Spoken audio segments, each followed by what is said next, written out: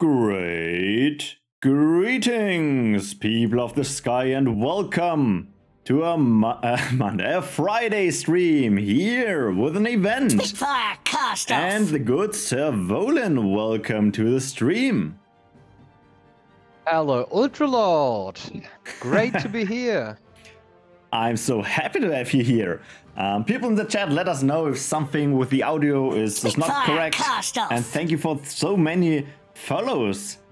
Yeah, if I'm too low in volume or volume or the music or the game, just message us in the chat and we can adjust here. Yeah, I think you all know what we are doing here. It is an event. It's Sir Volin's event. The Stone Hunt. Yes, the Stone Kin Hunt. We had these. Yeah, we had this around 1.5 years ago. I think the basic idea is 3 years old. You have four positions in our most played mode, the RPVE 9, and yeah, you have 4 positions, you have 4 colors. Why not play it with 4 pure decks? And I always hoped this idea is so simple, somebody will realize that one day. Yeah. Nobody ever did, and so I came up with a Bandit Hunt. I think it was in 21 October, and it was a huge success. People really enjoyed it and played it a lot, and it was a great outcome. At the top, we have seen some awesome gameplay, and I was talking with Blashirk like like a half year ago, and he said, "Why not just repeat it?" And I thought, okay, it would be just boring to repeat it. And he said, no, it was the greatest contest ever. And I talked to 1-2 people and they all said the same. And so I thought, yeah, let's just repeat it, and made a joke. Some people didn't open the chest. So I said, yeah, the Stone Kin have taken away the chest, recovered the chest quickly. And I already heard that some people asked when this will be continued, and some people did not open the chest. So, what shall I say? Maybe. Well, we will see. And you already made a good summary. We could just fly over the rules. You already said the most things. We are playing here on RPV9 with Map of the Month, 4 players. Everyone has to play with a different pure color deck. So we see, well, 4 colors. They are not allowed to play the neutral cards. And the difficult task of opening all chests is back. Don't underestimate that. Most people probably know that I'm part of the probably strongest RPVE group that we have. We're quite a few people. We play together since 2 years. So quite an advantage for us, I would say, in RPV in general. And yeah, in our group, I could follow their journey through this event. And I must say, playing pure was not such a big twist for them. But opening that fucking gold chest was. Okay, so let's see what there was to win in the event. Well, to make it short, if you're placing in the top 10 spots, you can win a lot of boosters. And if you are in the top 50%, you can also win 1 booster. But of course, the favorite of every event, the random draws return, so you can get there another booster too. And we have one sponsoring by Bengal with 2,500 Battleforge points. Yeah, thank you very much for that again, mate. That was cool. So let's have a look at the ranking list. This is what we are filling this evening. 41 participants. Was you expecting that? No, not really. We had, I'm not sure, like 30 last time. A little less even than 30, and I would have hoped for 30. But 40, that's really insane, and over 100 unique participants, that's amazing. That's just mind-blowing. We have twice as much unique participants as we have multi-participants. Yeah, I think here was something for everyone. The speedrunners enjoyed. I heard from many casual groups that they enjoyed a lot, and I hope at least everybody had fun. I'm pretty sure about this. There's also another way to have fun, and that is memes. You just posted that in the in your announcement that you can win booster if you send Volin some interesting memes, and the one who won a big chunk of that was Sif, who sent a lot of his memes to enjoy everyone, and so he was winning 3 of the meme boosters. So congratulations. Yeah, just to have a word on that. I did not enjoy every of the memes, but Sif was trying hard. He enjoyed me a lot. Some of them were really cool, and some that I did not understand. Many other people laughed about. So I said, yeah, for this try hard, I have to dish out at least more than one. And I said, I think it was like 6 or 7 memes. So let's give like 3 boosters for that one. Okay, Volin, I have to switch some up here with the screen sharing. I see. Yeah, my PC is making some noise here. Before we start into the replays, Volin has prepared some videos about the different factions, how to approach this event.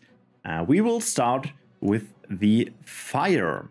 So I let you the word here. Wait. I definitely stop this, please. I need your screen sharing okay, for that. Because, let me fix that. 1 second.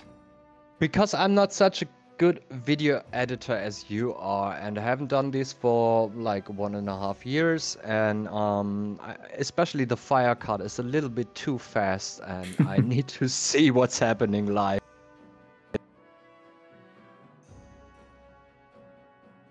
Yeah, 1 second. I just have to restart something here. Now, kid.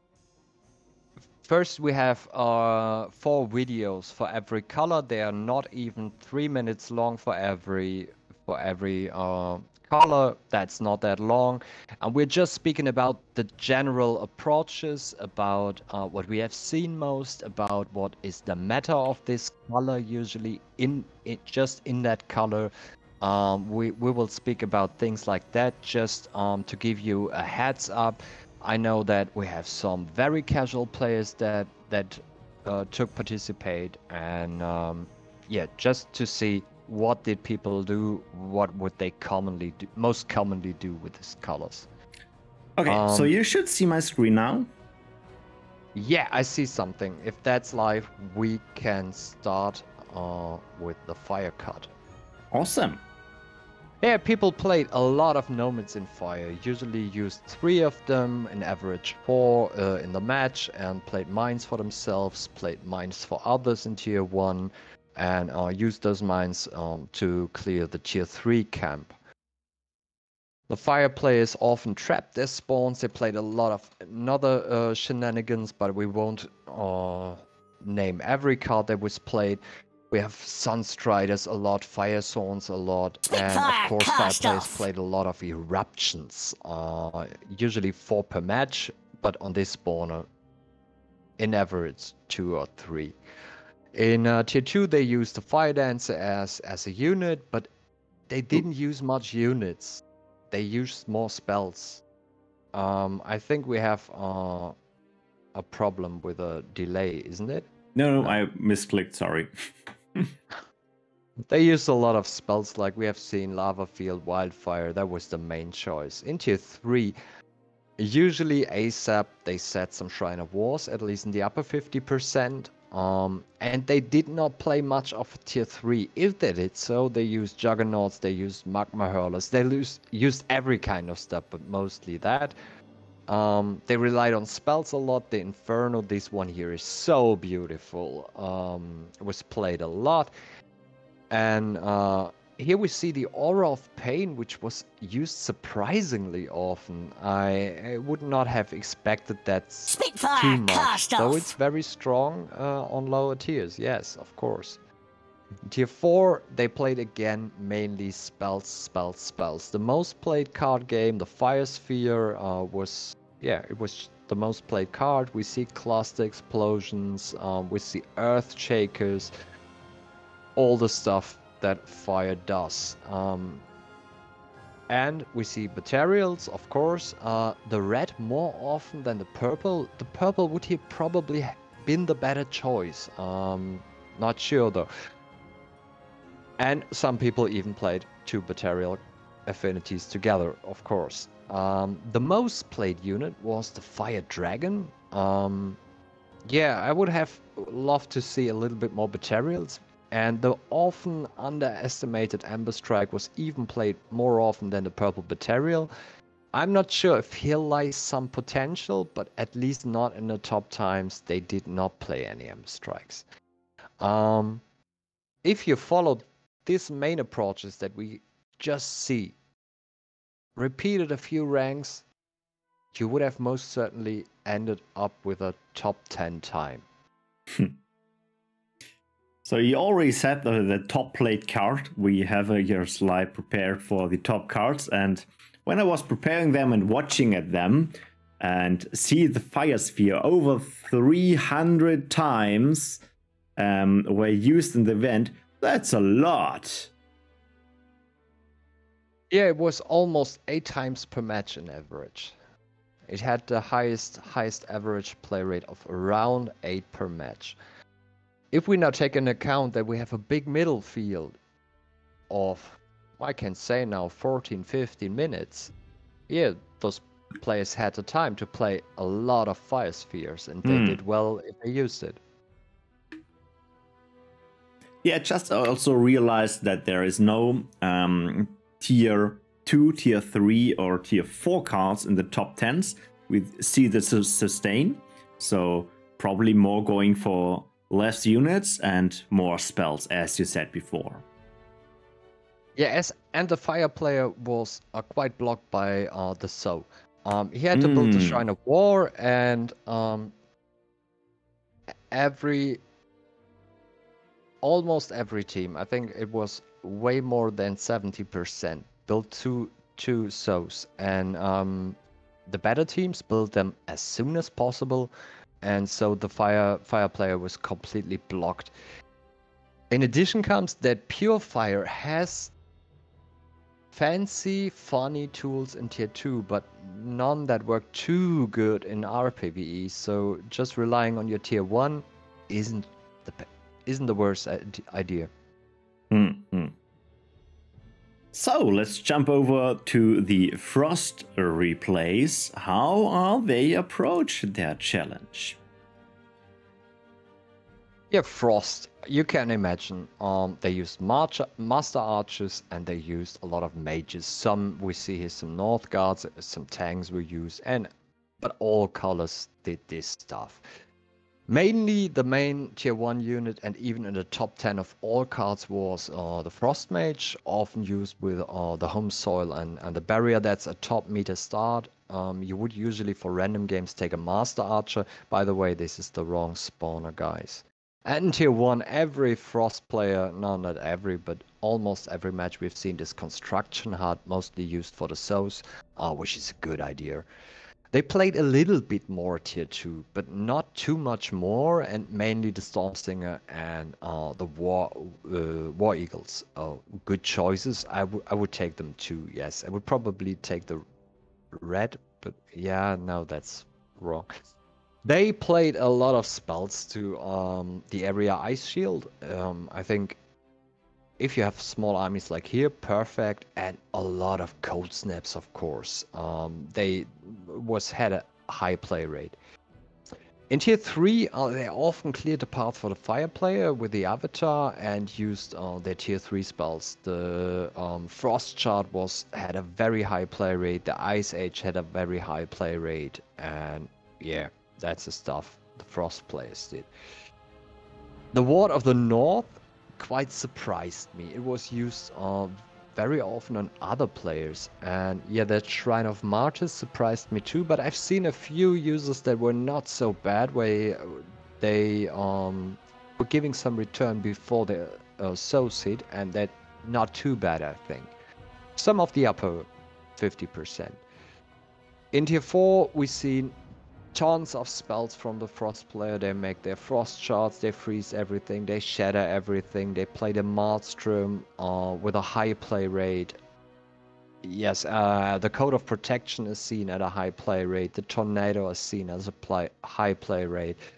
They're playing a lot of spells in tier 4, supporting themselves, supporting their mages. The Ice Edge is still a thing in tier 4, and some used even the Winter Witch for sustain, which is not too bad, I think. Yeah, both have the pros and cons. The Code and the Winter Witch, both very nice. And some used this. I'm not sure if that's a good idea, but probably we will see more later of that. Yeah, the big cannon. So the top cards in the Frost department, as you said, the Frost Mage. Big surprise for me, to be honest. That's a lot of Frost Mage. Frost Mage is super strong, and I think in this tier 2 situation, a very, very, very solid pick. I would have expected a little bit more Master Archers probably, but yeah, overall, it's not surprising. Yeah, and the different freezes you can have. You have the tier 4 freeze, you have the tier 3 freeze, and the tier 2 freeze. No tier 1, I think that makes sense. You're so fast on tier 2, you don't need the glyph. Glyph was played also, and we will see it later. And if you utilize it correct, why not? We have a lot of cards played in any faction, and you cannot name like 50 cards. That would not make any sense because the faction has like 70 cards or so, the color. But that's just the main approaches, and if you stick to them, you were very successful, most likely. Okay, then let's have a look how the Shadow players did their stuff. Shadow started mostly in the slot number 3. We have seen other Shadow starts. Here we see a very standard Shadow start. Super solid with Forsaken, the Soul Splicer Green, and a Motivate. A little bit more effective, of course, when they could skip all the support because of a mine. Of course, Nox Troopers and some support units were very liked. Melees were played sometimes. The Warriors as a tank, or the Wrath Blades as an attack unit. It was buffed recently in S counter, and if you know your map, it can make an insane performance. Embalmer Shrines and Resource Boosters were built a lot in tier 1 and tier 2. Play rates far above 50%. The Furnace of Flesh has a play rate of 70%, and Shrine of Greed surprisingly high, and many players use it correctly, used the ability, deleted it. It was very nice to see. Shadow played the most tier 2 units, and it was mostly the Phoenix, and the Harvester has a quite high play rate too. They are the faction that use the most tier 2 units, and often cleared for their mate. But makes sense. Kind of makes sense. So in tier 3 less units, we have the Ashbone in the offense and the Cultist Master for multi-purpose. Yeah, both very solid meta choices. And we have those strong spells which were played a lot, almost any top 10 or close. Those Frenetics, Infect, Soul Shatter, very beautiful here. This combo is so strong and was used a lot and more often without units in tier 3. In tier 4, the most played was the Overlord, which is a very solid choice. It doesn't need much support, and the Shadow Worm was closely behind. It was played a lot, was very popular, and here you see a very nice camp kill of tier 4 stuff with a worm. Sword and Cup was used all the time, and Plague. If it was on cooldown, just some rifle cultists offered to reset them, and yeah, shadow players were just like this: Plague, Infect, Frenetic, Plague, Infect. We see here, and this, yeah, this made me laugh so hard when I saw that, and It was changed. yeah, and I promise you, we will see it way up in the rankings. Okay. And seeing the top cards, I think there's no surprise we are seeing the Infect, the Plague, the Fanatic, and the Soul Shatter in the top spots here. Makes lots of sense, as you said, as the spells are so strong and the resource booster support on tier 2 that you get your energy faster. If you want to go fast, good choice to have a booster. Indeed, indeed. The one thing that's surprising for some returning players may be Plague that was just buffed and nerfed again by the Skylords Reborn team on both the top 1 and top 2 most played cards were buffed by the Skylords Reborn team and then nerfed and are still very popular. So I think they are in a very sweet spot now, and Plague is just super strong. Well, then, one to go. We have one color. Yes, one color left. Surprise, surprise. The Nature. And what does Nature play? It plays a lot of Wind Weavers, a lot of Shamans. And yeah, I like to see there are a lot of Skylords of Culture to play Dryad too. Dryads were pretty common, many mixed in 1 or 2, which is totally nice to see. They use, of course, both of their tier 1 spells a lot, the Roots and the Hurricane, and Surge of Light had, of course, a great play rate. It's the one heal. It saved so many Harvesters' lives in this contest. On tier 2, they also play almost never a unit. They use their spells. They have this crazy creeping paralyze, which is super strong. They oinked a lot for their mates, for themselves, and yeah, that's where they're towards. In a Breeding Ground, we had in any match we had more than 100% play rate of Breeding Grounds, and it was almost placed there. The Deep One was the only tier 2 unit that had quite some play rate, but still was niche. In tier 3, still not much units, and of course the Deep Coil, the most used one.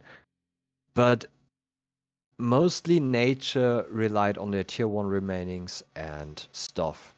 Spells like the Thunderstorm, crazy play rate, was used all the time, was used for themselves, for waves, for defending, to proc Infect, and Equilibrium saved lives too. This one was beautiful to see. And yeah, speaking of tier 3, we've seen a lot of wheels. I didn't like to see that. I have a funny story later for that. Yeah, but that's what Nature players do. Enlightenment in the upper rankings more often than the wheels, and a Promise of Life. Promise of Life was, I think, one of the most game deciding spells. And yeah, in tier 4 they just do nature stuff. They bring a Breeding Kitty, a lot of Primal Watchers, nearly the same play rate.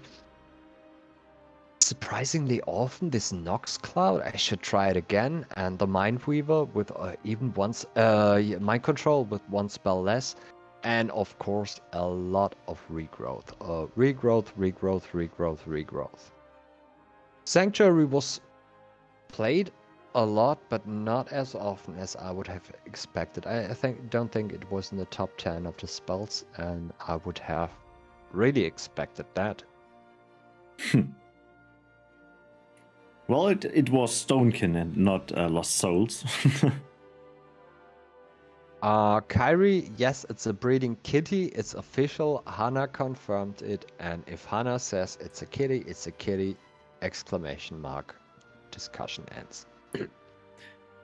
So yeah, nature top card. If I had to make a bet there, I would say regrowth, and it is regrowth. Yeah, that's not surprising at all, isn't it? Yeah, probably one of the strongest tools nature can bring to such an event. Keeping your teammates alive is a good thing. I think in the top runs, it saved lives too, but it was not as important as probably the promise of life has been, as some other clever techniques have been. Yeah, but overall not surprising. And the top runs, you should not take them into account too much, because we had such a huge player field and a lot of casual players and players that are more casually but trying to do fast. They did great. So we have a lot of regrowth here. That's for sure. I think the only surprising is that, for me at least, is the Nox Cloud here. I underestimated that. And I'm so glad that the wheels don't show up here, but I think it's just about one card. If I'm correctly, the number of wheels was 66 and the Ravage was just one above, so yeah. Close call here. Yeah, we come back on this wheels topic later. Okay, so that was a lot of information in the beginning, and I think now we can spice things up a bit with the first quiz. So people, we will have quiz in this event. Who have guessed it, a stream with quizzes. So get everyone ready, sit good on your chair, get your fingers on the keyboard. Oh no. Oh no? Yeah. I just realized things. Okay. So, it was a team event, so the big question, of course, is a team question. So, communication in that event was key to get fast. And the question is, how often was that ping function used for communication? It doesn't matter if it was the attention here or the meet here. It's just a number. We are looking for one number per viewer. In all games, yeah, total games, all games together. Yes, all in all 41. rounds. 41 rounds, Döner Junior. Consider that fast. All games, yes, all games together, 50 games. How often was pinged in 50 games? Oh, guys. That's funny so numbers. That's cool. It's so cool. Yeah, the range. if you're just thinking about it's 41 games, and if we are at 4,300, would be 100 pings per game. If Dachi is playing with you, easy. Dachi, I know you like to ping. Which plays? Demo, I can just ask answer this question. I think it was not you, it was Dachi, but from the valid replays, it was you. Okay, I think everyone had his chance. We will close that guessing in 3, 2, 1. It's over. So let's look at the numbers. We have the most just normal pings, but we also have others, and a total of 203. So who is the closest? Naukid is the closest. Naukid? Yes. I think it was the first guess. No, it was not the first guess, is it? But one of the tops, yeah. Yeah, one. So please send me your in-game name in the chat so I can note that down, and you can you will get a booster It's so easy. Awesome. Sim off. I will save that. Okay. So we had memes, we had the rules, we had some card explanation and how people approach their runs. Enough talking. I think it's time to watch a replay. A replay? We will watch a replay of one player. Yes, you heard correctly. It is a single player run. I just have to show Sir Volan my screen so he can commentate with us. Oh yes, that would be great. And then we switch over to Battleforge. Yeah, Okay. Ultra. If we have some waiting time in that some obvious, you can just speed it up. But I will just let the beginning, just let it go. I will say some things on this. Look how he pulled. That was great. Spawning them in a line. He really wants it. He really wants it.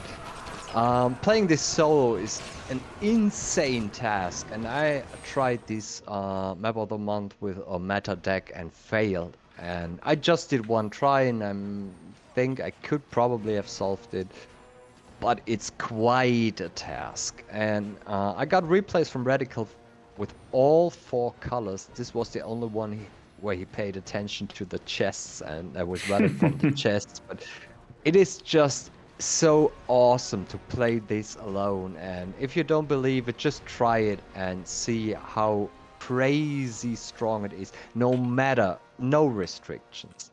And he's going forward so straightforward because he knows it will be a matter of time. Soloing a 4-player is usually a tough call time-wise, and he's waiting for his tier 2 here. And he will spawn Symboras. He will do it, I think, in a quite common way, but Boras are not the first choice, but if you need to remove buildings, always solid. And how he utilizes this Werbies is just insane. I would have not been able to reproduce that. We can speed it a little up. It's nothing too spectacular here, beside the management of the Werbies. And this run is 20 minutes long, so over 20 minutes we will have some time. He just eliminates everything but the flyers, because he has nothing that can attack flying units. Yeah, he just bears it. And he probably... he knows he could have even optimized this, but I'm sure he had quite some effort doing the solo runs and wasn't about super optimizing. We can see Radical is a human on this replay. Nice still, wording. yeah, he can only fight. I can tell you, he can only fight properly at 3 places at once, not at 4. Only 3 places. I see. Yes. Yeah. We should go to normal speed now, because very soon things will get more interesting. He will not support this kitty, and for all those who are not familiar with this strategy, if you play a Promise of Life on a unit, it will resurrect afterwards. And the energy is not anymore bound to it. It will go back to the void power pool and you have more power available. So that's the reason why he's not supporting this kitty at all. He just wants to kill the scamp and takes any damage willingly. And we will have to look at a lot of spots later at the same time with this strategy.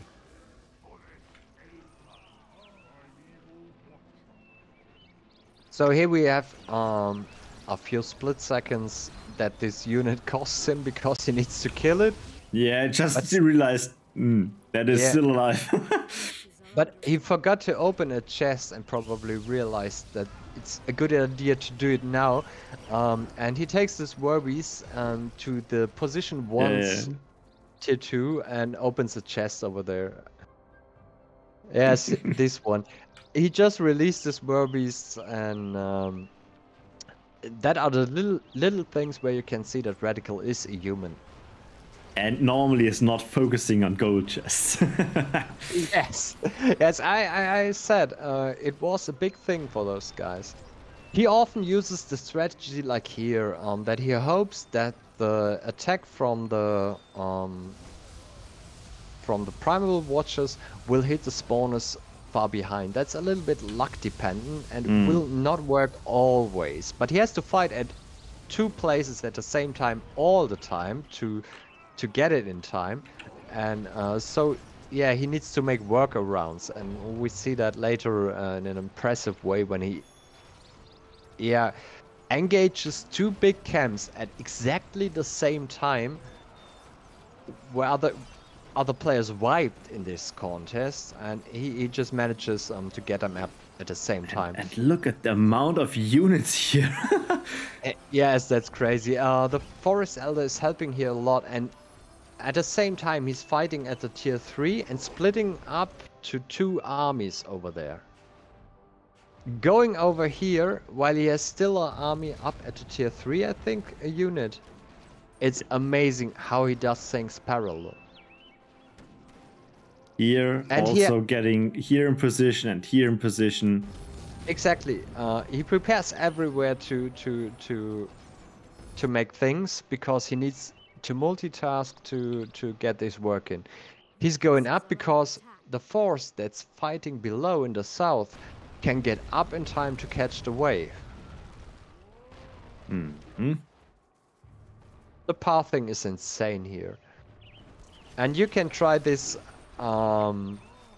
with a meta deck, and I tell you, it will be a challenge. It will be really a challenge to solo this map. And doing it with pure nature, I think that's insane.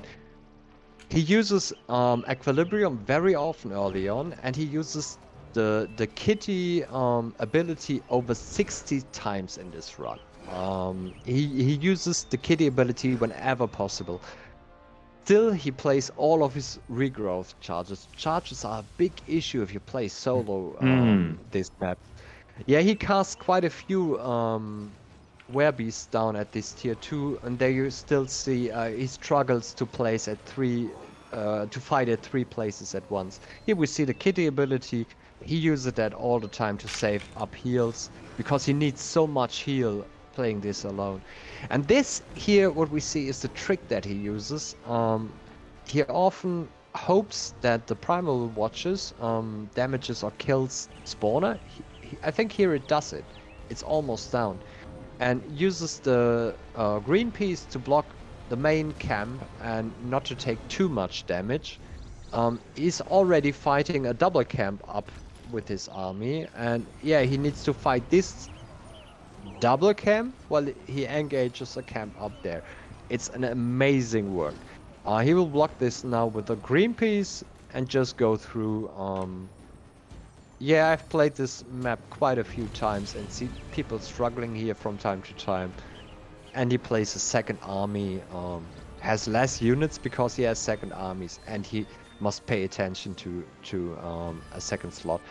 And I think, what's the situation in the tier 4 of the lower spot? Can you just... Here's still one building, and here we have one where we're chilling around.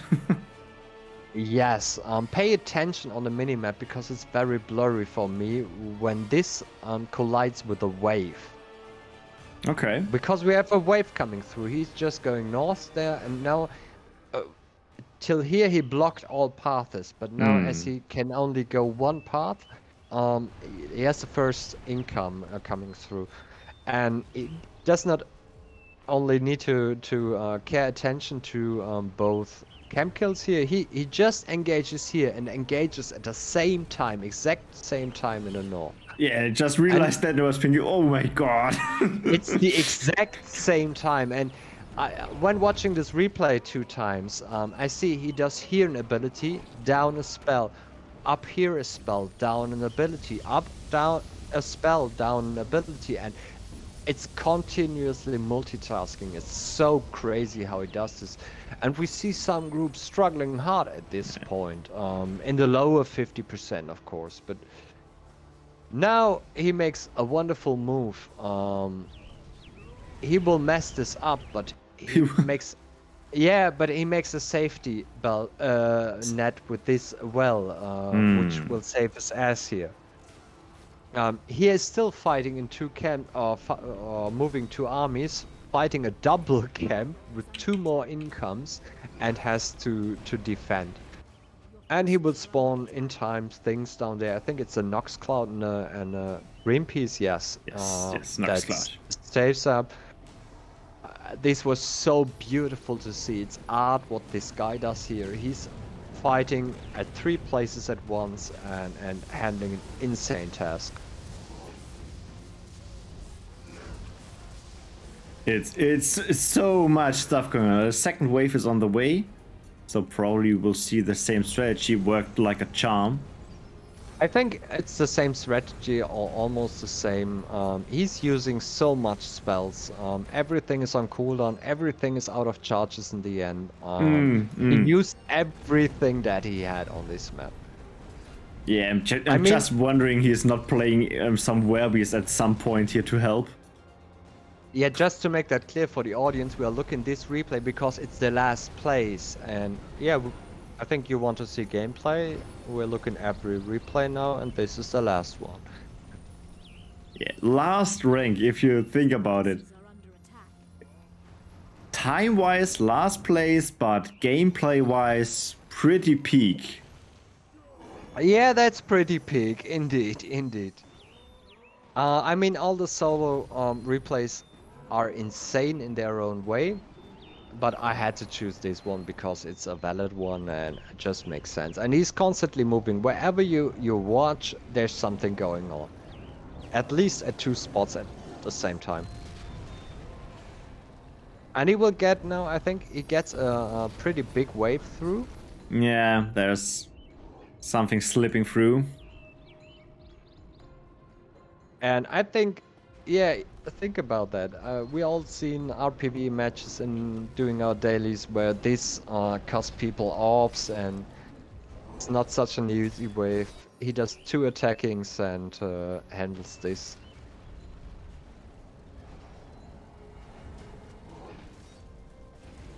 He builds a very late wheel, and he will now build in a few seconds the next wheels because he's just swimming in energy, and here are the wheels, a very, very solid choice because he can't buff everything, and yeah, why not wheels? Yeah, if you have the energy, yes.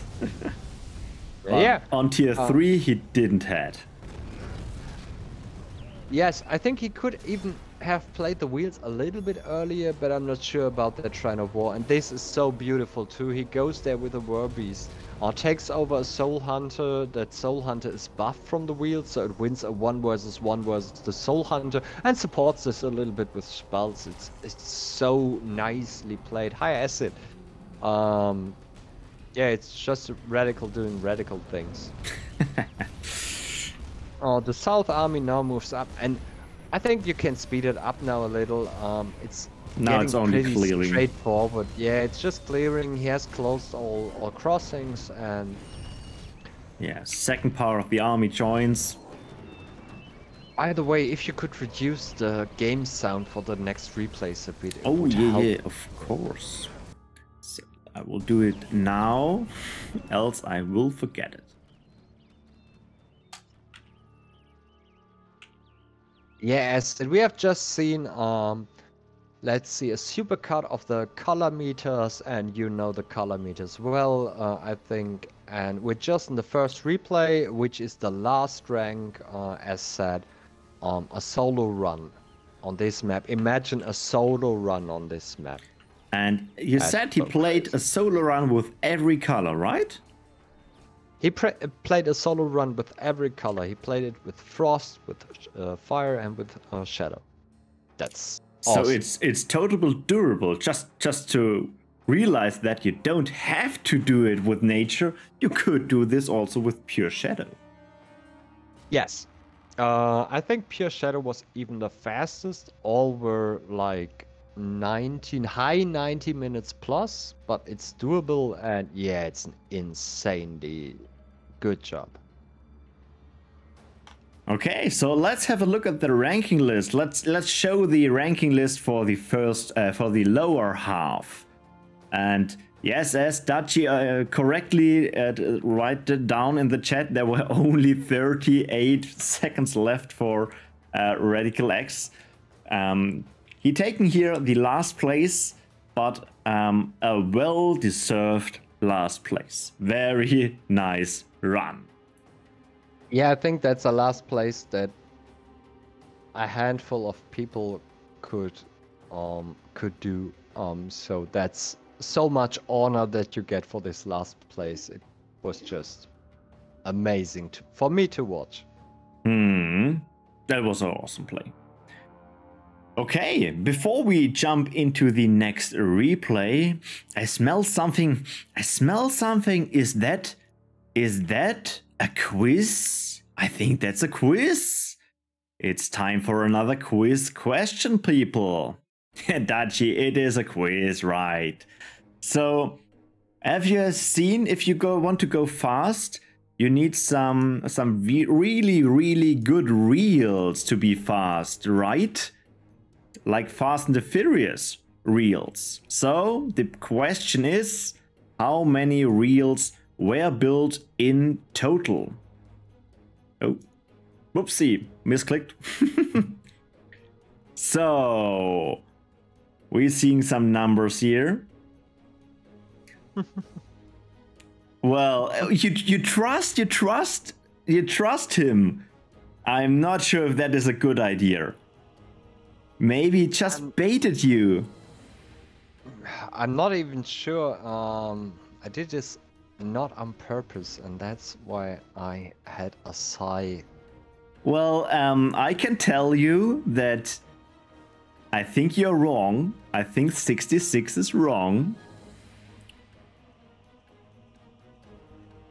What was it?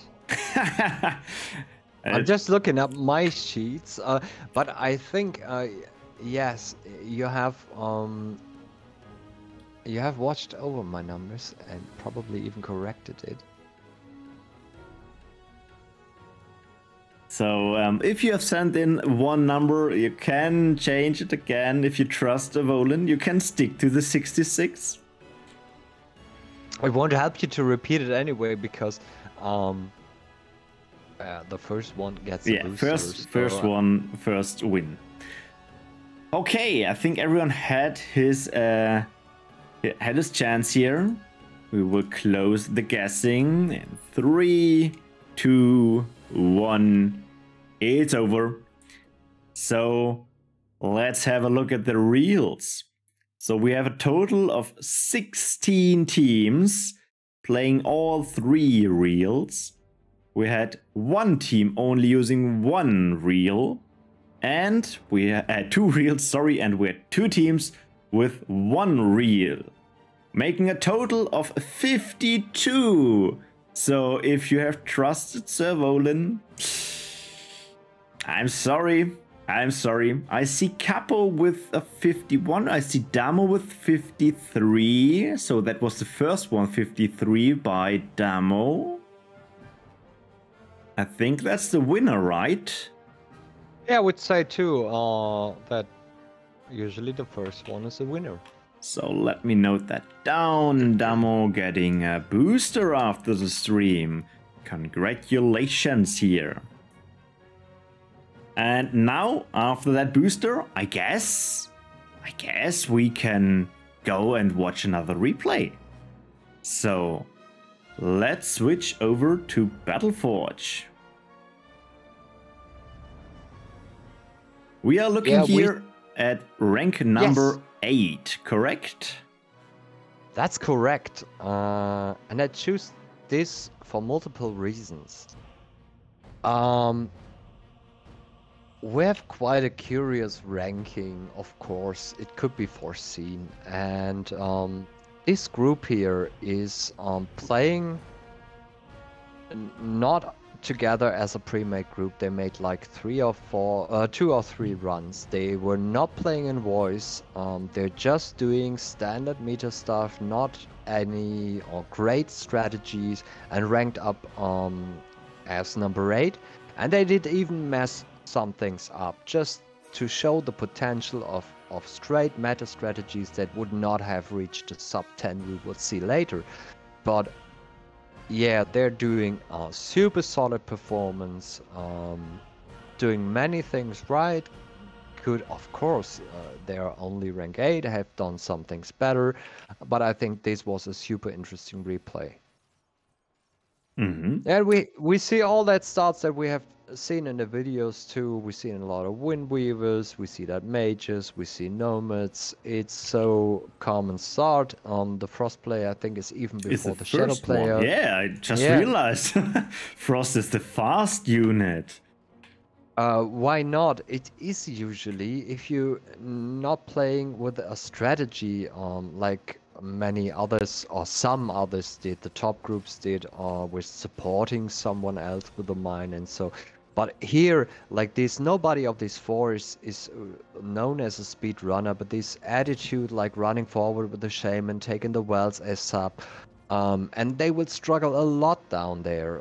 Here, the Forcer, I know him from my dailies. He's a solid player, but not known as a speedrunner. Trapping the wave, we see good, way above average gameplay, where some things are going wrong and still they could make a very, very respectable time. Nature pulled because he grabbed his wells, and these wells give him a big energy advantage. And it's great to have these wells, but problematic that he pulls the cam. Yes. Rose here helps him, and here you see now some cross team play, spell team play. The spawner's not dead. Nice. Yeah, and I was not sure seeing this if they were in voice, but they were not. So they even probably typed or watched very closely what the other players did. They made a very good team play. The Shadow player raises... Fire is here. If you just see Fire's sitting on 400 energy, I think he's here waiting and doing support for the moment. He's doing support, and he's not playing over hastily. Yes, they could have used this 400 energy to already have attracted this camp, but many people did this and had a bloody disaster. So they did well with waiting and achieving a very respectable time in the end. Here the Forcer even walks a few meters in the wrong direction before collecting some corpses, but I liked here very much that he built a resource booster first, because that's many people in their dailies do not want to do this because it delays and they feel urged. But if you're a Shadow player playing double Shadow, raise your boosters. If practice your tier 1, if you're fast enough, you will do it in an acceptable time, and that's totally fine, and you should take that advantage.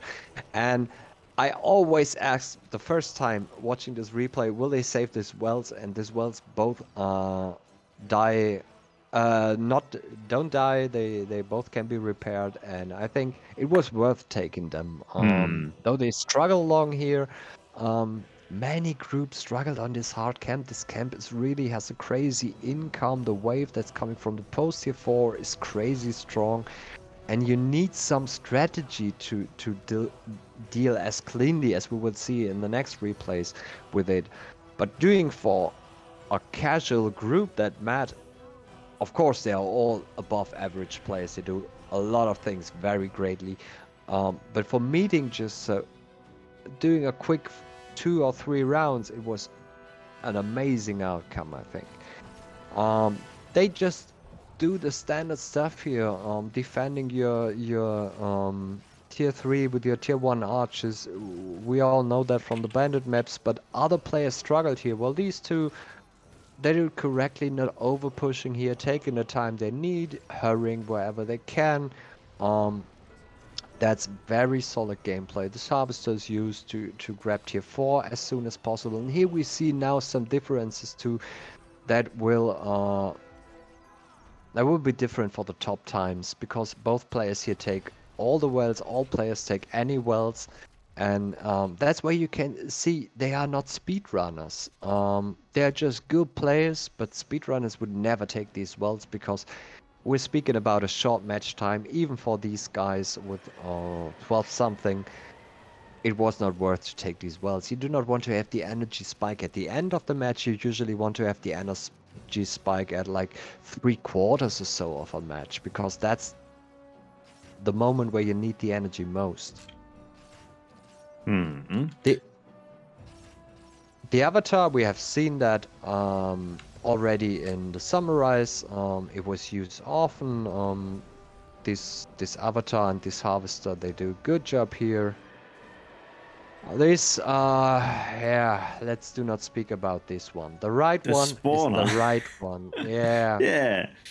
You see the entrance is up because the towers are looking to the north. So even this group, they are solid players. They know so much about the colors and execute it obviously well, because they have a good time. Place And 8 still they are- is strong. Yeah, and doing such things wrong. So that really... It worked out in the end, so if you kill both spawners in time, then it's fine. Yes, indeed. Shadow and Fire here playing together, dealing with this camp very solidly. This camp was also a challenge for many players. We have seen a lot of blood here.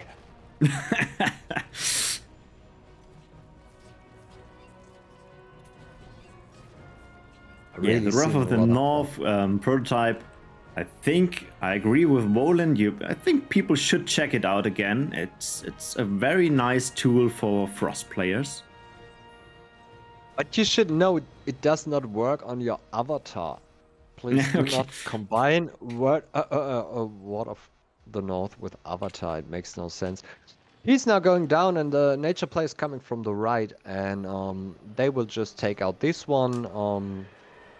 Spell shenanigans, and we will now see just straightforward gameplay. Nothing special. No crazy things. The Shadow player, even I think he little over pushes with the units. He could have left a little bit more energy For spare. spells. Use more spells. He uses spells. He uses a lot of spells. I mean, they did a good job. They have a good time, but they could have even done a little better. But this Shadow army does also a lot of damage. Probably, yeah, it was a reasonable strategy too. And these Necro Furies are very well microed. You see some camps where just in the crowd, the Necro Fury gets a sword in a cup, turns over to the spawner, kills the spawner, so very well played on this end. The double material, a solid choice. I think there were probably better choices, or if you're even faster, you do not have any energy to mix something in. But yeah, very well also from this end. I think it's quite interesting that they switched sides. Normally, if you start on the lower two positions, you also do the lower camps, but they switched over. Not sure if that was part of the strategy or... I never thought in that category, so I'm not even sure why should you do that. I think the first player that... we have here 1.5 ways to the post tier 4, and I think the first player that reaches this crossing in a random match should go the longest route if he can already estimate that. Okay, that makes sense. If I'm the soul player and set 2 souls, I really do not want to get into the next lane already. I want to have an easy side route in the post tier 4. I would rather, I think more in that categories than I started upper side, so I need to go upper way in the map. And now we see a total split. Everyone is doing their own stuff. Yeah, and that's how you should do in a random match. Hmm. And we will see in the top times, of course, if you put more strategy into the pathing, yeah, you can get out more. He pings for help, and this camp is And he gets the crazy help. strong. Yeah. And he gets the help, of course. That's the They work point together we great. talked about communication. This is a team contest, and if you play as a team, help each other. Yes, and I also like and picked this replay because mainly they play their own spells in their own department. When they split up, they usually use their own spells for themselves. They make all the good progress. Everybody plays his game, but yeah, they split up. That's the important thing. But when it's needed, they help each other, and that's great to see, and that makes a good outcome here. Yeah, he has so much stuff. He just kills this camp. Fire will be the last one. 6 units. Frost is now helping here. Frost is already done with his camp. He helps Shadow. He now helps here with a little sustain. I think this camp dies with everything in it. Here's a lot of stuff going on because he's the last one. And yeah, Frost. this was not. Keep on. Yeah, what Keep I on wanted going. to say is this was not over-engineered. This was just 4 good players meeting, delivering a good time in like half an hour or an hour. And really, GG for place 8. I like to see that one because I recognize all 4 players, but not as speedrunners. Yeah, very, very good play here. GG's indeed. So let's have a look at the ranking again. We are filling up. Only 4 places to go. I also like here the run of place number 11, Radical X again, and Hero with a 2-player run placing at 11. That is also very strong here. Yeah, that replay is amazing. But how long shall we stream, and how often shall I show the same group? So Yeah. I thought there are some approaches different in this 2-player run, and I've given a little sneak peek today on the Discord. What does a nature player do when he wants to play a Fallen Sky Elf? Yeah, he just takes it over, and such things you can see in this run. Yeah, but we can't show the same group over and over, and we will show them later. So before we jump over to the next part, there is another booster we give away. It's not a quiz, but it is a meme reward for Mr. Dolovan. You also get a meme booster from Sir Wolin. And yes, I laughed hard at this one, and really my respects at Dollar and his group for trying hard, for living the story that's told in this meme, and they fought so hard for a better time, and just for a better time. I really respected that, and yeah, that's probably what made me smile about this one. yeah, and you not only get that one booster here, you get also the 3rd place with your team here. So let's have a look at the replay of place number 3. Yeah, I watched the Shadow player at the beginning, and I want to emphasize that this replay is, in my opinion, I would call them rank 2. Because we have this one group that is so strong, and it's very hard to compete with them. And these guys fought so hard, even probably expecting never to be able to reach rank 1, just to show a better replay, just to show a better time. And that is such a great attitude. And Pax, I mean, he's really a veteran, known for his speedy runs. Dollar is not really known as an RPV player and speedy. Bluefire shows an amazing performance here, and with Kyrie they have a quite new player here.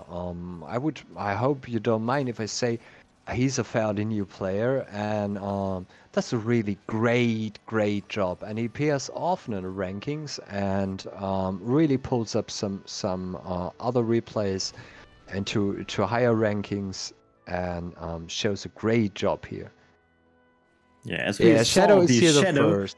with the support of all his teammates, he just get the 2 units and getting the both powers and then the tier 2 orb. That was probably one of the fastest tier 2 I ever saw. Yeah, I've seen that before because it's a standard in RPVE speedruns that you push a Shadow player to get like that. To get the booster, yeah. To get the boosters because it's such an amazing advantage. But he got only 1 mine, so he just got a mine, nothing special, shenanigans, and he built an Embalmer Shrine up in time. Kyrie on the lowest spot makes a very smart trapping, because you can do it better. You can always reduce to 1 squad and hold it forever and what. But this is a trap with low effort, and low effort is great if you want to concentrate on other things. And he just gets them to sleep sometimes. That sleeping makes that the orb doesn't attack it. It stays a little bit longer. Puck's pulling just while the blaster cannon is up, just in time. It's beautiful. And doing with some eruption stuff, it's very standard here. Donovan comes in with the mages. Yeah, it's nothing special, but they executed it very well, and I think they had one of the fastest Shrine of War times, equally to what we will see, or close to that. They go together, and here you now see the difference between 8 and the top ranks. So they had a very timed strategy going together. All 3 return here. He will crush again. All 3 will return. Up there is just a cleanup, and they will go for fast Shrine of Wars. Most fast Shrine of Wars. We see now roots. That helps that he can kill all the wave, and so you can also note here that the flyers are not attacked. They are attacked, but ignored soon, because yeah, you do not need to kill that to get your orbs and wells. So you can see the potential, obviously, in higher ranks too. They were so greedy for the next step that they just ignored the flyers. It was and as you said, with the energy peak, Fire not taking any wells here, and Shadow also not taking any wells. Yes, exactly. From now onwards, we see just that, because Shadow has 2 clusters with the boosters. That's just simply enough. At the moment where you encounter your hardest camps, you have the highest energy count. And the reason for Fire is more that he wants to have the Shrine of War as soon as possible. Yeah. Puck's even taking a well here after that. But of course, you have to get the cooldown away and use it for your whole team. Yeah, we missed, by the way, that this team also used the Shrine of Greed. So as soon as Bluefire could use a Shrine of Greed, he used it, destroyed it immediately, because the drawback is so heavy from that one. And that kicks a little bit the Shrine of War timing. We see that surprisingly often. I think around 15 Shrine of Greed were played. That really surprised me, and most that I've seen used it really to push the shrine times. So that was known. Yeah, Avatar with Aura of Pain. We have seen another one in the video, and this group just used the same strategy. But it's kinda obvious. I think if you have this setting, the Fire player up, the Frost player below, the Aura is very strong against all those small units. It just makes sense. And make slower for a second. Make slower for a second. I think the nature player played breeding kitty. Yes, he played a breeding kitty, and we should pay attention to that. While make slower, please. Make a half speed. The shadow player is just doing essential damage in camps, moving on and letting infect do the rest. This is so smart. He just does the main thing of this camp, and will his infect let do the rest and go on and go on. And the nature player has played a promise of life on his kitty. He's still tier 3. And the Shrine of War gives him the energy that he needs, that he can now enlighten and do a mind control, because he's still tier 3. He just he enlightened also the cat. Hey, okay. Promise of life. So this is very smart. Well, this is a way better move than setting up 3 wheels. He now has an unbound tier 4 unit at tier 3. He uses his enlightenment again, takes over this walker, kills a few units, goes up and supports the walker for the next 4 minutes or so, dealing with this camp. It's so funny, this strategy. Yeah, Sword in a Cup. He throws in a few spells. You changed over perfectly, because he will now move, do the damage he needs, and he will go on. And he's in a constant moving. I played many matches with Bluefire, and this is the insanest match I've ever seen. He does really a good job.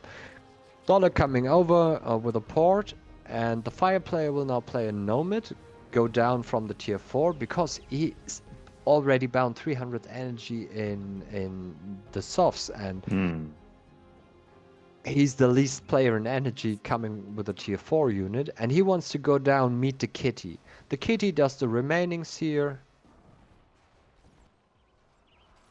and now tier 4 is going up, while Shadow is already proceeding to the upper end of the map. It's insane, the difference. Your second, Kyrie. I call you a second. You're the second of the hearts.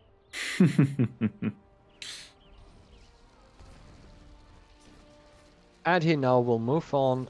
Will do Plague, and the Infect will do the rest. He motivates the crawlers, the Infect crawl. That's, by the way, a very good thing every Shadow player can do. Just motivate your Infect crawlers. You have your motivate from tier 1. Just use it. He goes up and makes the same fast kill over there. It's really a nice replay to see, and Bluefire's performance probably impressed me most, because he has a very clean run. And now we see a great part here. I'll stay here. We have this unbound kitty. We have Primal Watcher spawned. Pax comes in with his Nomad, spawns a Batarial. And those two get both a Promise of Life at the same time, because we have 2 affinities of Promise of Life. The Watcher will get the blue affinity, so the Watcher will only revive in 30 seconds, while the Batarial gets the green one and will revive almost instantly.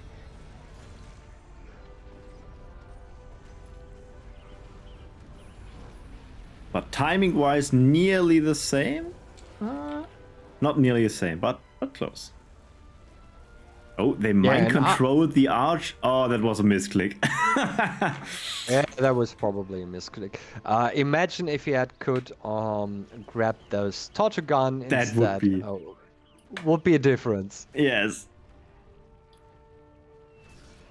Yeah, and now wait over there. Now we have this constant support down there from the nature player.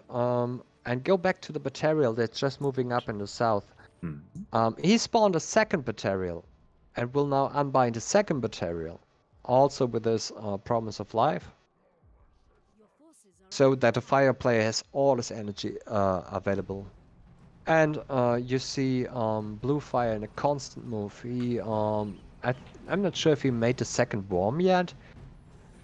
He's killing the north camp with the same efficiency and moving Worm to the middle camps, to middle double camps. Kyrie took over, yes, over here it is. Because he wants to go to the long route as soon as possible. And you see, they're going a lot faster. We're speaking now about 20-25% faster, and that means a lot more things happen at once, and a lot of more tricks are used, like this Promise of Life. But for Promise of Life, I think we had in all top runs, 4 Promise of Life are really a key to way faster times because you have a lot more energy available. Yeah, the unbound unit is key here. And he will just make some confusion there and go directly to the last camp. They will make a few spells on a spawner, Soul Shatter, Inferno, and I think it even survives. So here it could even have been better.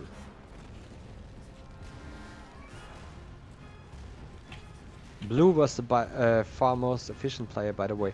What do you mean in his... Yeah, please explain, what do you mean? I probably see that the same way. Yeah, he did a lot of the heavy lifting with his worm and their shadow spells. One difference you see, Blue followed by Pucks have the most drive forward.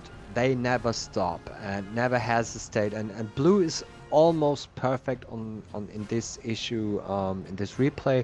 He never hesitates a single second. You have some moments where Kyrie is going a meter over here and going back, and he does awesome as a new player, really awesome. But there you see the difference of many 100,000, I think more 1,000 hours of experience that Bluefire has. I really love to see his performance here. It was great.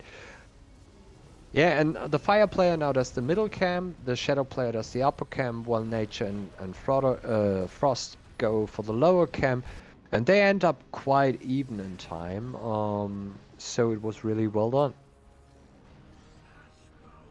Yeah, perfect timing. Only here 2 buildings and the boss. Last 2 hits. And GG's. Very GG. nice run. And as those guys were in a very uncomfortable position and they fought so hard, I do not only want to call them the second, I also want to reward them as the second. So I put a booster on top of your rewards that you get the same rewards as the second place. Yeah, it was a very great run here. And we had a question from Lawrence about first and second place, and now we can reveal the situation, I guess. We have in the first and second place almost the same team, and they debated if they should do it or not. But I mean, when I speak now of we, because you know I'm part of this group, we are in a situation there a little bit, and it's very hard that one player does not get a reward, does not get his name on the board, because we are playing with many people, and we are playing in daily business with 6-7 people, and that's just the deal. And they had 2 replays which were awesome, very close to each other, and we will not lock both because it would be a little bit boring and repeating. But yeah, the same team mainly did the first and second place. But that also means that a lot of boosters were pushed out into the random draw. So the majority had something of this double team participation. It dished you out a lot of around 20 boosters, and these 20 boosters are completely random drawn between all players, and so yeah, that's a lot of boosters for many players. Yeah, before we watch the winner of this contest, we have one more booster to dish out for a reward, for a meme reward by Nicken. And yeah, it is German, but I think you get the message. If you want to build the Shrine of War, you have the support of the Frost player. I laughed hard at this one. the guys were really hyped when I launched the contest and made a three people run first, and Nikin assumed so Nuyakuya, or however it is spelled, assumed correctly that they left out the Frost player, and yeah, he just wanted to say I'm in, I take the Frost part, and yeah, he posted this. Yeah, and you have my Bauhütte. I laughed so hard, and this is a well-deserved booster. Yeah, and with that, we are going for the winner of the contest. Yeah, we see 2 GMs here. Let's switch over. We do not only see 2 GMs, we see a time sub 10 minute. I think many people here have tried this sub 10 minute achievement. Not for everybody it has been easy. So imagine playing 5 pure decks which are not all known for speed and doing a sub 10 minute. This is so insane. Watch Shadow Player again. We have the same, almost the same, but a little different. Where we had a tank in the second place, we here just have 2 Rough Blades as counter, very good, and the Fire Player plays a mine for himself as soon as possible. Will just engage with 2 Nomads, and Radical down in the spot engages at once with a first Werebeast and gets those pulled out of the tower.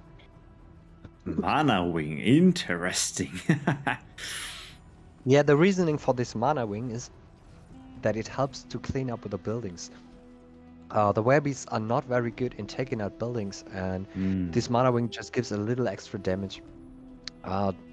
Demo in the top spot is even a little bit unlucky, I would say. Spawn trapping does not work perfect. He has to ride over the guys a few times, and even cost him a few seconds. What F? We see the same way Shadows played, raising tier 2 wells first, tier 2 as soon as possible, and Embalmer and resource booster stuff next. We are just realizing it. We are 1 minute in, and all have their tier 2 spot cleared. Just some remainings left. Yes, he's trapping the wave here. Makes sense. Same as Kyrie, and I think he does it a little bit more clean. But yeah, it's Radical. I'm sure he does it a little bit more clean. Demo can finally take the wells. His wells are most important because yeah, he does the slow, and so we want his wells. And we see they're placed a little bit different and will approach a little bit different. I will do a double mine here, and this double mine is most effective, of course. Yeah, especially he couldn't trap, so there will be a wave.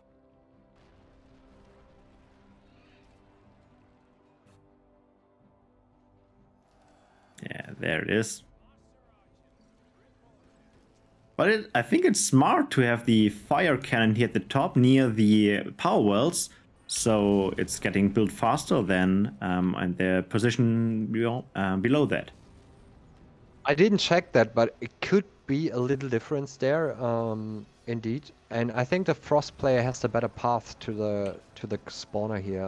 I think the way they did it is probably better, but slightly. We are talking about seconds. Yeah, they're doing the Phoenix crash a little bit different, a more obvious way that they left spawner. Yeah, left spawner first. He also has only 2. I think they're a little bit earlier than the other group here. Yeah, Radical bringing himself in position to block them, that they do not get too close to the wells, because they want to take orbs and wells as soon as possible. They will do it the same way, not taking... the Shadow player will not take any wells anymore. Yeah, ignoring the flying units, taking orb, taking power wells. They do not even have much to fight on those flying guys. They mostly have ground units that cannot attack air, but yeah, the orbs just care for that, so where's the problem? Yeah, Frost player doing Frost things, but still it's an important job. Like we said a lot, it's a team event, it's team play here. And now we see that wagon we saw before. Yes, I was so surprised and laughed so hard when I saw it, and yeah, I mean it's a sub 10 time. What shall I say? It's obviously effective what they're doing here. You get a Ripper out of this, and if I recognize correctly, this Ripper gives ground presence. So he has an unbound unit with a squad mechanic that he abuses a lot now, to just tank those flying units again. That gives ground presence. What does he want more? The Aura of Pain Avatar is now going, and they're completely ignoring the spawn from down there. Just want progress, just want to have the tier 4 as soon as possible. We will see now the exact same move with the kitty down there that we have seen before. But yeah, it's just radical again. It's a little bit cleaner. The walker kill is a little bit faster, and the kitty does a little bit more impact in the short time it is there.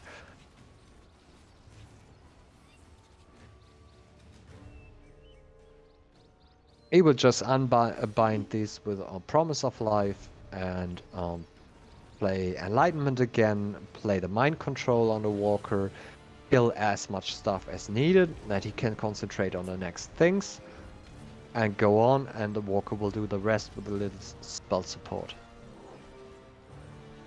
Cat down, Enlightenment, Cat returns, and Shrine of War, just enough. What a nice timing. Exactly. Yeah, the timings were... They played it enough to know what they need to do. And look at the upper tier 4 spot, please. I think we see something curious there. At the tier 4 spot, please. Tier 4. Yeah, it's the #1 rank where we see some Worldbreaker guns in a RPVE speedrun. That's crazy, isn't it? Yeah, you don't need units, you need your energy bind in buildings. That's the new meta. Wait, slow. Now we see many things happening. We should have an eye on those Worldbreaker guns from time in time. We should now follow Damo and Radical here. And Hero is just pushing up there, unbinding one Overlord, and then going split route with 2 Overlords fighting the 2 camps at the same time. What I think this group did a little bit better is this clear of the post tier 4 camp down here, because the kitty is already ready and they can just in time spawn the material as soon as Damo has 300 energy, while the other group has much more time in this sequence. Damo's not on 300 yet. As soon as he hits them, we get a Batarial. Batarial gets in and unbind. And from now, Radical plays, I think he plays 4 Promise of Life on cooldown. Correct me, someone if he can. I think it was 4 Promise of Life on cooldown.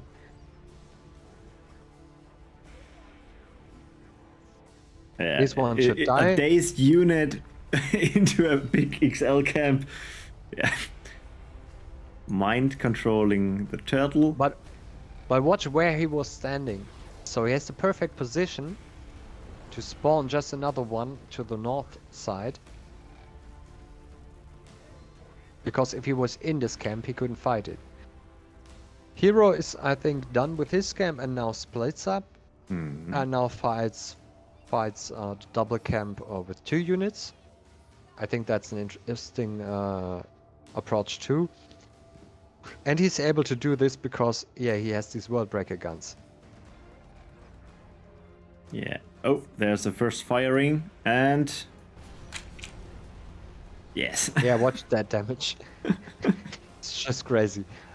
And they have 2 Worldbreaker guns, 1 Sage, and It's the always Sage, switching. Oh. yeah, she goes to the first one, it's applied, it fires, this one fires, now then she switches again and the next one fires. So much It's micromanagement. it's art, it's just beautiful. Damo's pushing now, I think with 2 Batarial. Oh no, the second is just coming up, and now he has 2 Batarial, and yeah. 2 getting a lot of unbound damage. material. Yes! That's the important part, so a lot of energy for spells.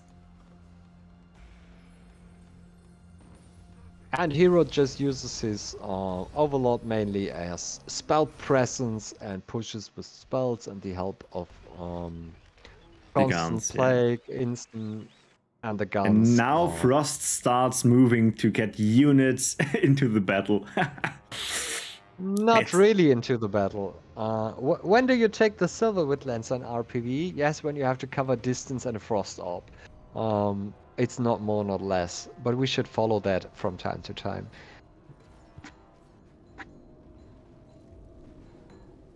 Watch what Radical is doing. Yeah, just realized he's chilling at that wall. I think we can expect what's happening next here.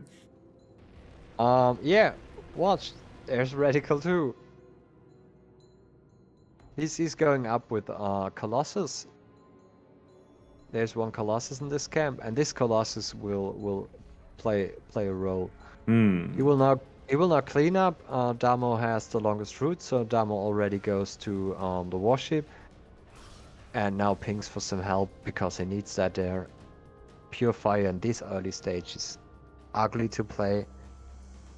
We're by far not 10 minutes into the game. We will never be. And we will see now something very interesting on both of these sides. Radical building an interesting building and Nuyakuya building an interesting building. Or using an interesting building. When the Cobalt Cannons are Ink still hits, here. yes, we have a Cobalt Ink now, and when that hits just now, we will have a tunnel. No. It's so blurry here. Yeah, Damo, Yeah, I think he here it is. pings. Yeah. When Damo enters the camp, he also wildly pings, as we have seen from Flop. in the last replay. The units here go over, deal with the wave, and then go down to the camp. So this is timed so crazy close. Worldbreaker just in time to get this grinder wave. This was intended as it takes this grinder wave, then it goes into artillery mode. The Sky Elf Sage that was in the main camp that follows the Silverwind Lances and will be attached right before it gives a shot. It's so much going on at the same time. I mean, we had half speed the last minutes and watching like 4 places, everyone was battling its own battle. Frost here in the supporting role in total. Yes, completely. Just spells and his Worldbreaker guns, but I mean these Worldbreaker guns, they do so much damage with the Sage. If you can trade that Worldbreaker gun for a unit, I would stick to the Worldbreaker gun at this fine play here. Here we missed really a drama moment. The Batarials were so close to being down, it hurt watching for the first time. But yeah, somehow with help of code and regrowth, they just hit in time. They could rescue him and getting me through here. You see Hero just finished the last camp and he can just easily port himself over to Damo, approaching the last camp above.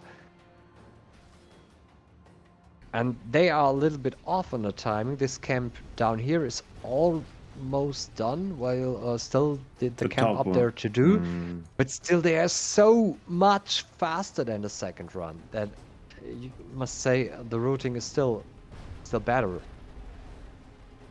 Yeah, only boss down, last unit is going down, and now last camp.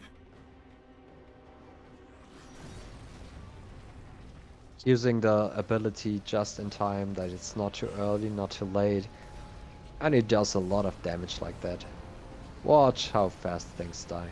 Yeah, if 4 players on tier 4 press every spell they have on one camp, that's going down fast. GG's. GG's. Yes, and Lawrence, you can make a million rules, and I think the ones we found are pretty much fair. And if you think you find some better, I would like you to host this contest, because then I can play in it once. That would be great. Yeah, it's a problem if you are a host of event, you can't play in it. Yes, so many people in the first week asked me, and wherever I came to a map of the month game, people said, "Hey, let's do what colors can you play?" And I said, "Nah, I think I should not." Yeah, you should not. Yeah, definitely, it's a no-go. You can't do that. Well, and that is the final ranking, people. You see all these 41 places, and well, you will get some boosters. That is an awesome list of awesome replays.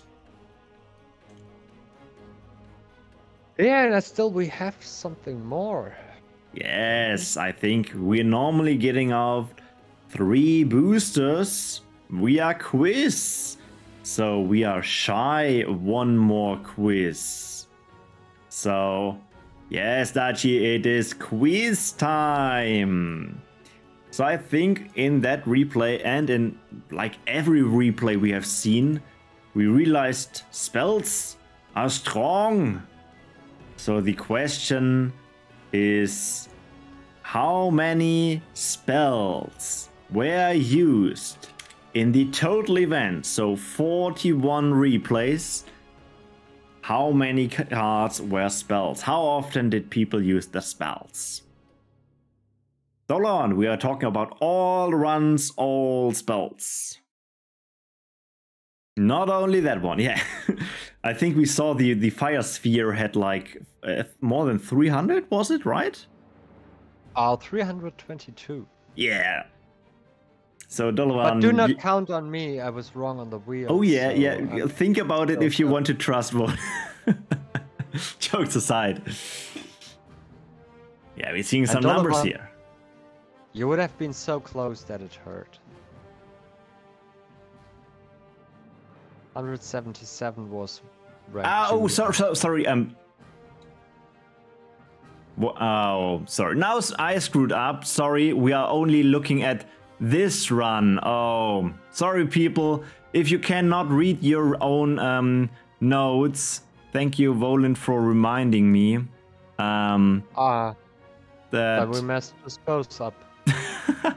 So, did we just screw up a second quiz? Yes, I think that's a total. Oh man, I'm really ready for some vacation. Sorry, people. I have drawn a new line. You are allowed to send in another guess. We are looking at the the number of spells this team used. So Dolovan with your 177. So that was the right one. A nice near guess against the thousands before. I might check that how many spells were used in total in the event later, but sorry. Yeah, I should prepare better notes here.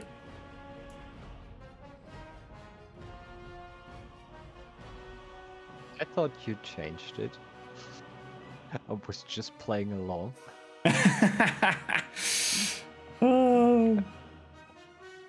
Oh, we're doing this too often. I think we never messed up a quiz, and now we mess up 2. Oh, that's brutal. Yeah, that's really brutal. I totally forgot that wheel thing, and I was so ashamed and thought, oh no, damn, yeah, I messed up. So you screwed up, I screwed up. So we are fine. We're fine. Okay, I think everyone had his second guess at this point. Let me draw our booster line and look at the spells played in this last replay. As expected, the most spells go to the Shadow player, and The total amount is 183. Let's see if we have someone close here. So the 177 was not bad, but Dachi is 78. Yes. Yeah, it's Dachi again. Dachi. Dachi getting a booster here. Congratulations. So you are a big fan of boosters. I had the feeling you know how the numbers work, right? Okay, before... Another problem is that Ultra has the better numbers as I have. Because I had for this 178, because I do not have those double click spells in my list, and that's even making a difference here. Yeah, there are different spells, the click spells and the spells where you can cast in a line, like the Ice Tornado or the Wildfire. So spells are not spells. Well, but before we send you off into the weekend, there is also the random draw. So if you're one of these people here, you can get another booster from the random draw, and the 2,500 Battleforge points sponsored, getting equally split over 5 players in the bottom right corner. Yeah, congrats on your booster, Ultra Lord. Yeah, I didn't have to win in a quiz. I get my booster this way. Okay, and well, what the better thing to kick things off in this weekend is with the last meme. It's the meme by Element G with the gold chest. Yeah. One last short story on this one. Demo came to me one of the first days and asked, "Hey, I heard you have a replay checking tool. Can you check if the chests are open?" We think we clicked it, but you can't see it in the replay. And the analyzer really said it was valid. All 4 chests were open. You couldn't see it anymore in the replay because it was in the last split second of the game. So, as said before, and I heard from other people as my group, Dachi already also hates chests. The chests, they were quite a challenge for some people. Yeah, I think the biggest challenge was not that this was RPVE 9. You could have done RPVE 10 and everyone will still have the same time, but the chests, that was the breaker here. So people open all chests, just get used to it. Every player likes to open chests, and next event you don't have a problem here. So, and with that, we are at the end of the stream. I want to thank everyone joined the stream, but especially, of course, everyone who played in the event. And most of all, thank you, Sir Volin, for hosting that event and organizing that event. I think everyone had a blast. Yeah, it was great fun for me too. I got awesome replays again. I had much to talk, to chat, to laugh. It was great. Let's see. Probably we have this again in a year. I would love to see that. if Lyron's lets me down again, I will do it. People, have a great evening, have a great day, enjoy your rewards. I will send out the rewards latest by Sunday. Most likely I will dish them out tomorrow, but I have to write 107 mails manually, so please refrain from asking me what's up until Sunday. And yeah, if you feel I forgot you, it's 107 mails doing manually, please hit me up and we can speak about that. Let that check. Okay, and with that, I also want to wish you a wonderful weekend. Play in the Forge, play in the Battleforge games, play in the events. Tomorrow is the 1st of the next month, so there's probably a community update. Read that thing, and yeah, see you in the next one. Till then.